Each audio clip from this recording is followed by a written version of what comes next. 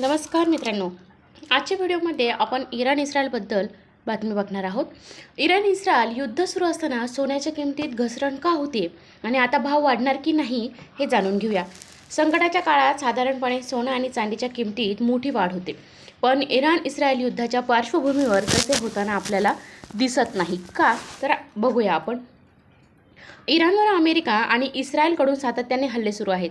त्याला प्रत्युत्तर म्हणून इराणनेही ड्रोन हल्ल्यांद्वारे आपली ताकद दाखवत आहे। या युद्धाला एक वेगळी आणि लक्षवेधी बाब समोर येत आहे की अशा संकटांच्या काळात साधारणपणे सोनं आणि चांदीच्या किमतीत मोठी वाढ होते, पण इराण आणि इस्रायल युद्धाच्या पार्श्वभूमीवर तसे होताना दिसत नाही। सामान्यतः जेव्हा मोठे युद्ध किंवा आंतरराष्ट्रीय राजकीय तणाव वाढतो तेव्हा गुंतवणूकदार सुरक्षित गुंतवणुकीच्या शोधात सोने खरेदी करतात आणि त्यामुळे सोन्याच्या किमती वाढतात। मात्र सध्या सोने आणि चांदीच्या किमतीत उलट घसरण होत असल्याचं दिसून येत आहे। सोन्या चांदीचे भाव का वाढत नाही? इराणसोबत 28 फेब्रुवारीला युद्ध सुरू झालं तेव्हा आंतरराष्ट्रीय बाजारात सोने सुमारे $5,426 प्रति औंस या पातळीवर व्यवहार करत होतं। मात्र मध्यपूर्वेत मोठा तणाव निर्माण होऊनही त्याच्या किमतीत घसरण होऊन ते सुमारे $5,108 प्रति औंस इतके झालेले आहे।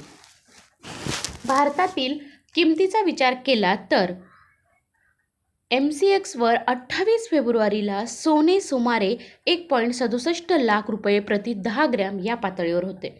मात्र त्यात आता घट होऊन ते सुमारे 1.59 लाख रुपये 1,59,000 रुपये प्रति 10 ग्रॅम इतकं झालेलं आहे।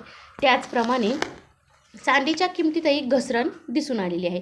28 फेब्रुवारीला MCXवर चांदी सुमारे 2,89,000 रुपये प्रति किलो या पातळीवर होती, जी 13 मार्चपर्यंत घसरून सुमारे 2,62,000 रुपयापर्यंत किलोवरती आलेली आहे, म्हणजे प्रति किलोवरती आलेली आहे। आता या बाबतीत तज्ज्ञ काय सांगतात तर शेअर बाजार तज्ज्ञांच्या मते युद्ध असूनही सोनं चांदीच्या किमतीमध्ये मंदीचं मुख्य कारण US डॉलर निर्देशक मध्ये मजबूती आहे।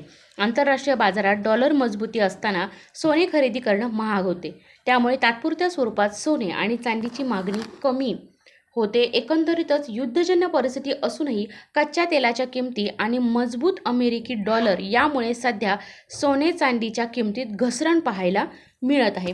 तर मित्रांनो, अशा प्रकारे आपण आजच्या व्हिडिओमध्ये या युद्धाचा सोनं आणि चांदीवरती काय परिणाम झालेला आहे आणि याचे भाव का घसरत आहेत हे आपण जाणून घेतलं। जर तुम्ही माझ्या चॅनलवरती नवीन असाल तर नक्कीच चॅनलला सबस्क्राईब करा की जेणेकरून तुम्हाला याचा फायदाही होईल आणि तुम्हाला रोजची नोटिफिकेशन रोज मिळत जाईल। धन्यवाद।